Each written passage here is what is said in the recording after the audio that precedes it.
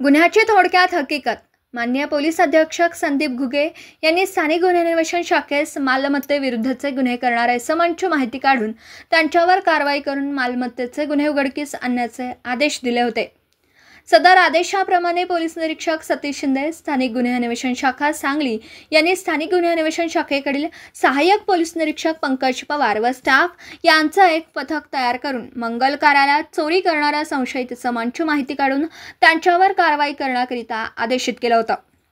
त्या अनुषंगाने सहाय्यक पोलीस निरीक्षक पंकज पवार यांच्या पथकामधील पोलीस हवालदार अनिल कोळेकर, दर्याप्पा बंडगर व पोलीस कॉन्स्टेबल विक्रम खोत यांना त्यांच्या बातमीदाराकडून बातमी मिळाली की फिरासत फकरुद्दीन शेख राहणार बदाम चौक सांगली या संशयिताने सुशांत गार्डन नावाचे मंगल कार्यालयात लग्नातील गर्दीचा फायदा घेऊन चोरी केली आहे।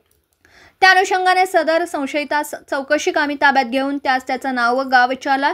त्याने त्याचं नाव फिरासत फकरुद्दीन शेख, वय वर्ष 22, व्यवसाय मजुरी, पत्ता बदाम चौक सांगली, तालुका मिरज असं सांगून 10 दिवसापूर्वी सांगली ते कर्ना रोडवरील सुशांत गार्डन नावाच्या मंगल कार्यालयात लग्न समारंभ सुरू असताना गर्दीचा फायदा घेत कार्यालयातील रूममध्ये एका बॅगेत ठेवलेले सोन्याचे दागिने चोरून नेल्याचं सांगून ते दागिने त्याच्या खिशात असलेल्या रुमालात बांधून ठेवल्याचं सांगून सदरचे दागिने हजर केले। त्यानंतर सदरचे दागिने हे वरील गुन्ह्यातीलच असल्याची खात्री झाल्याने सहाय्यक पोलीस निरीक्षक पंकज पवार यांनी 2 पंचासमक्ष वरील जप्त केलेले सोन्याचे दागिने पंचासमक्ष जप्त केलेत। संशयित आरोपीसह ताब्यात घेतल्यात।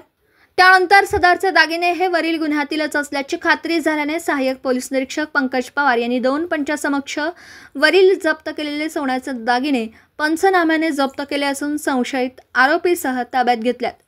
सदर आरोपी व जप्त मुद्देमाल पुढील तपासाकामी संजयनगर पोलीस ठाण्याकडे वर्ग करण्यात आला असून पुढील तपास संजयनगर पोलीस ठाणे करीत आहेत। दिवसभरातील घडामोडींचा आढावा घेण्यासाठी पाहत रहा N24 मराठी न्यूज चॅनल।